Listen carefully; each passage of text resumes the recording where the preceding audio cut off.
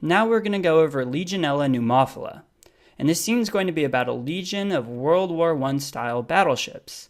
And the one we're focusing on is being prepared for battle. So we'll call this drawing the SS Sistine Joins the Legion. As we're drawing the ship, you'll notice that we've made it red and rusty. Well, this is because technically Legionella is gram-negative. However, it really doesn't take up gram stain all that well. And in order to visualize it, you need to use a silver stain. And just like Legionella needs a silver stain, so does our ship. We can't have it going into battle looking red and rusty. It needs a fresh coat of paint, and silver paint. So this should remind you that Legionella is technically gram-negative, but needs a silver stain to be visualized. And we'll leave this smokestack here yet to be painted over so that you remember its gram-negative origin. So we decided to make these battleships from the World War I era for one important reason. This was the last era where we used coal-powered battleships. And this is important for our Legionella story because it'll help us remember the agar requirements for Legionella.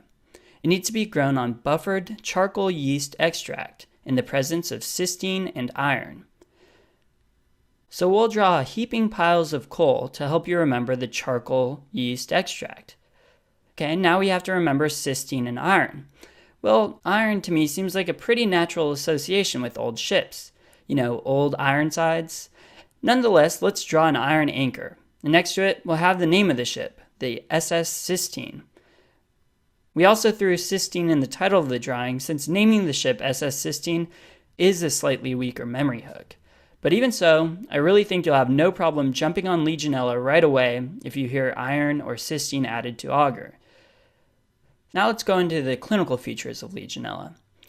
Legionella causes two diseases that we need to know.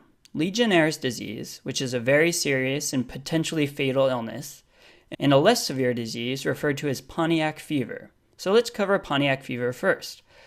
It's characterized by fever and malaise and is usually self-limited. So to represent this, we'll draw this old car on the left with the hood open and steaming. This car is meant to look like an old Pontiac, and the steam coming out from under the hood should remind you of Pontiac fever. Now I'll go over the more feared disease, Legionnaire's disease. So first, Legionnaire's disease more commonly occurs in smokers. So we'll draw a sailor smoking a cigarette. Legionella is one of the atypical pneumonias, as are Mycoplasma and Chlamydophila pneumoniae. And on chest x-ray, Legionella characteristically demonstrates a patchy infiltrate with consolidation of one lobe. We'll represent this unilobar infiltrate by having the sailor holding up a blueprint of the ship's layout. He's looking for where the cargo is stored. Notice how on the blueprints we have two levels of the ship laid out next to each other, oriented vertically? Well, we tried to make these look like lungs, and the cargo storage is highlighted only in one section of one level of the ship, or one lobe of the lungs. However, the X-ray is nothing to hang your hat on for diagnosing Legionella. It's highly variable and could easily look like another type of pneumonia. However, Legionella does have some unique characteristics in its clinical presentation that will easily help you distinguish it from the other two atypical pneumonias. The first characteristic is that Legionnaire's is associated with hyponatremia. So how do we represent hyponatremia?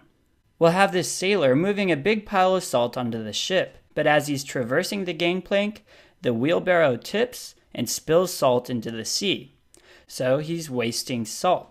And this should make you think of hyponatremia. So if a question stem describes a pneumonia and it gives you all or part of a basic metabolic panel, train yourself to look at the sodium level. If it's less than 130, you should feel pretty confident in thinking it's Legionella. However, they'll probably also give you more clues than just that, one of which could be that the patient's a smoker, and the other clues we'll cover next. The first, a patient with pneumonia who is also experiencing neurologic symptoms, usually a headache with confusion.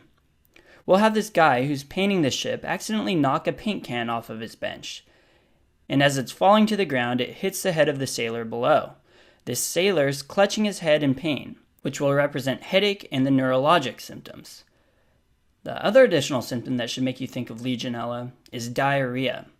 For board's purposes, if you hear pneumonia with diarrhea and hyponatremia, that really is sufficient for you to go ahead and pick Legionella. So it's really important that this is a strong association for you to remember. So in our story, not only does a painter knock a paint can on the sailor's head, but his brown paint got all over this other sailor's pants, making it look like diarrhea.